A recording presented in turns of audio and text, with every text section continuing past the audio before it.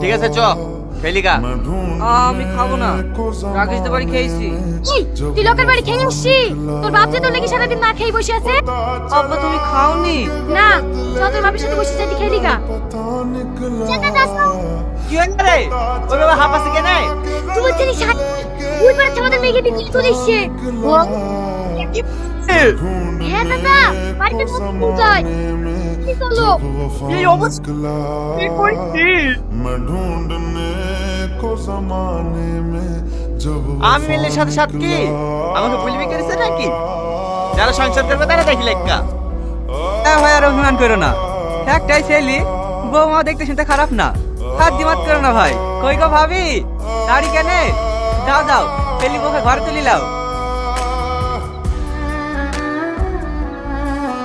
চলো মা, ঘরে চলো।